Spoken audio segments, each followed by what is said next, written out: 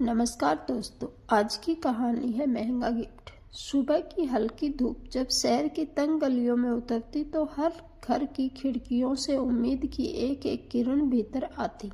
इन्हीं गलियों में रहती थी शांति, एक साधारण सी दिखने वाली पर असाधारण हौसले वाली औरत।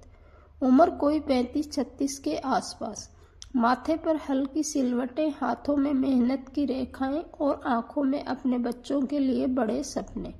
शांति रोज सुबह 5 बजे उठती, चूल्हा जलाती, बच्चों के लिए 2 सूखी रोटियां बनाती और फिर काम पर निकल पड़ती। 4 घर, 4 कहानियां, 4 अलग अलग दुनिया। शांति जिस घर में सबसे पहले जाती थी वह था मेहता परिवार का फ्लैट। ऊंची इमारत, साफ सुथरा फ्लोर, चमकते शीशे, सब कुछ किसी और ही दुनिया जैसा लगता था। इस घर की मालकिन थी अनन्या। मेहता सलीकेदार, पढ़ी लिखी और भीतर से बेहद संवेदनशील। अनन्या बाहर से जितनी सख्त दिखती, भीतर से उतनी ही नरम दिल थी। वे किसी से ऊंची आवाज में बात नहीं करती और काम करने वालों को हमेशा सम्मान से बुलाती, शांति जी। शांति को यह संबोधन बहुत अच्छा लगता था। बाकी घरों में उसे अरे काम वाली या ओए सुन कहकर पुकारा जाता, लेकिन यहाँ उसका नाम था, पहचान थी। वह दिल से इस घर का काम करती थी। फर्श पोंछना, बर्तन धोना, सब्जी काटना और कभी कभी अनन्या के कहने पर चाय भी बना देती। बदले में अनन्या समय पर पैसे देती, त्योहारों पर मिठाई पकड़ा देती और कभी कभार पुराने पर अच्छे कपड़े भी। शांति का जीवन आसान नहीं था। उसका पति रमेश पहले एक फैक्ट्री में काम करता था, पर एक हादसे में उसका हाथ बुरी तरह घायल हो गया, काम छूट गया। अब वह कभी कभार दिहाड़ी पर कर लेता, लेकिन नियमित आमदनी नहीं थी। 2 बच्चे, बड़ी बेटी पायल जो 8वीं कक्षा में पढ़ती थी और छोटा बेटा जो 4थी में। शांति का सपना था कि दोनों बच्चे पढ़ लिख कर अच्छे इंसान बने। वह खुद पढ़ नहीं पाई थी, पर बच्चों के लिए किताबें और स्कूल की फीस जुटाने के लिए वह हर दिन खुद को थका डालती। एक दिन अनन्या ने देखा कि शांति कुछ बुझी बुझी सी है। हाथ कांप रहे थे, आंखों के नीचे गहरे घेरे थे। अनन्या ने हल्के से पूछा, शांति जी आज सब ठीक है? शांति ने मुस्कुराने की कोशिश की, हाँ मैडम, बस थोड़ा थक गई हूँ। पर अनन्या समझ गई कि बात कुछ और है। उन्होंने चाय बनवाई और शांति को बैठने को कहा। पहले तो शांति हिचकिचाई, नहीं मैडम काम बाकी है, पर अनन्या के आग्रह पर बैठ गई। धीरे धीरे शांति की कहानी खुली। पायल की स्कूल फीस बाकी थी, किताबें खरीदनी थी और रमेश की दवाइयाँ भी खत्म होने वाली थी। शांति की आवाज़ भर्रा गई, मैडम मैं मेहनत करती हूँ, पर कभी कभी सब एक साथ आ जाता है। अनन्या ने ध्यान से सुना। उन्होंने कोई बड़ा वादा नहीं किया, बस इतना कहा, चिंता मत कीजिए, कोई न कोई रास्ता निकल आएगा। एक दिन बीतते गए। शांति अपने काम में जुटी रही, अनन्या भी अपने ऑफिस और घर की जिम्मेदारियों में। पर शांति की बात अनन्या के मन में कहीं टिक गई थी।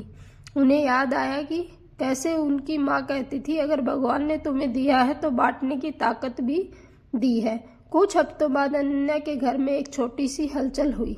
अनन्या के पति राहुल का जन्मदिन था। घर में सादगी से पूजा हुई, कुछ करीबी दोस्त आए। शांति ने भी हमेशा की तरह काम किया और जाते समय राहुल ने उसे मिठाई का डिब्बा दिया। शांति ने शुक्रिया कहा और निकल गई। पर असली कहानी तो अगले दिन शुरू हुई। सुबह शांति आई तो अनन्या ने उसे ड्राइंग रूम में बुलाया। टेबल पर एक सुंदर सा डिब्बा रखा था, रिबन से बंधा हुआ। शांति घबरा गई, मैडम कोई गलती हो गई क्या? अनन्या मुस्कुराई, नहीं शांति जी, यह आपके लिए है। शांति चौंक गई, मेरे लिए? हाँ, अनन्या ने कहा, खोलिए। शांति के हाथ कांप रहे थे। उसने धीरे से डिब्बा खोला। अंदर एक नया स्मार्टफोन, उसके साथ एक छोटा सा कवर और एक लिफाफा। शांति की आंखें फैल गई। उसने कभी अब इतना महंगा फोन नहीं देखा था। वह कुछ बोल ही नहीं पाई। मैडम यह मेरे लिए? अनन्या ने सिर हिलाया, हाँ, और यह लिफाफा भी। लिफाफे में एक चिट्ठी और कुछ पैसे थे। चिट्ठी में लिखा था, शांति जी यह लिफाफा नहीं, हमारी तरफ से एक छोटा सा सहयोग है। फोन इसलिए ताकि आप बच्चों के स्कूल से जुड़ रह सके। ऑनलाइन पढ़ाई और ज़रूरी काम कर सकें। पैसे पायल की फीस और रमेश जी की दवाइयों के लिए है। इसे कर्ज मत समझिए, बस एक मदद समझिए। अनन्या। शांति की आंखों से आंसू बहने लगे। वह फूट फूट कर रो पड़ी। मैडम, मैं इसके लायक नहीं हूँ, आप इतनी बड़ी चीज़।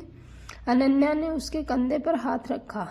आप पूरी तरह इसके लायक हैं। आप ईमानदारी से काम करती हैं, अपने बच्चों के लिए संघर्ष करती हैं, बस यही काफ़ी है। शांति ने उस दिन कान ठीक से नहीं कर पाई। बार बार उसकी नज़र फ़ोन पर जाती, फिर अनन्या पर। उसे लगा जैसे किसी ने उसके बोझ का आधा हिस्सा उठा लिया हो। घर जाकर उसने सबसे पहले रमेश को फ़ोन दिखाया। रमेश की आंखों में भी नमी आ गई। आज तक किसी ने हमारे बारे में इतना नहीं सोचा, उसने कहा। पायल ने फ़ोन हाथ में लिया तो उसकी खुशी का ठिकाना नहीं रहा। माँ, अब मैं ऑनलाइन क्लास भी कर पाऊंगी। गोलू ने कवर से खेलते हुए कहा। माँ, इसमें गेम भी होंगे न? शांति हंस पड़ी। कई दिनों बाद उसके घर में हंसी गूंजी थी। धीरे धीरे इस गिफ्ट का असर दिखने लगा। शांति अब स्कूल के मैसेज खुद पढ़ लेती, फीस की तारीखें याद रखती। पायल पढ़ाई में और बेहतर करने लगी। रमेश की दवाइयाँ समय पर आने लगी, जिससे उसकी सेहत में सुधार हुआ। शांति का आत्मविश्वास बढ़ा। उसे लगा कि वह भी इस शहर में किसी से कम नहीं। पर इस कहानी का एक और पहलू था। सोसाइटी में कुछ लोगों को जब पता चला कि अनन्या ने काम वाले को इतना महंगा गिफ्ट दिया है तो बातें होने लगी। कोई बोला, इतना सब देने की क्या ज़रूरत थी। कोई फुसफुसाया, लोग सिर चढ़ जाते हैं। अनन्या ने इन बातों पर ध्यान नहीं दिया। उन्होंने बस इतना कहा, अगर किसी की ज़िंदगी थोड़ी आसान हो जाए तो इसमें गलत क्या है। एक दिन शांति ने खुद अनन्या से कहा, मैडम, मैं और मेहनत करूंगी, आपका एहसान कभी नहीं भूलूंगी। अनन्या ने मुस्कुराकर जवाब दिया, एहसान की बात मत कीजिए, बस अपने बच्चों को अच्छा इंसान बनाइए, वही मेरी खुशी है। समय बीतता गया। पायल ने बोर्ड परीक्षा में अच्छे नंबरों से पास की। शांति मिठाई लेकर अनन्या के घर आई। उसकी आंखों में गर्व था। मैडम, यह सब आपकी वजह से। अनन्या ने उसे बीच में ही रोक दिया। नहीं शांति जी, यह आपकी मेहनत की वजह से है। उस दिन शांति को एहसास हुआ कि महंगे गिफ्ट की कीमत पैसे से नहीं, उसके पीछे की भावना में होती है।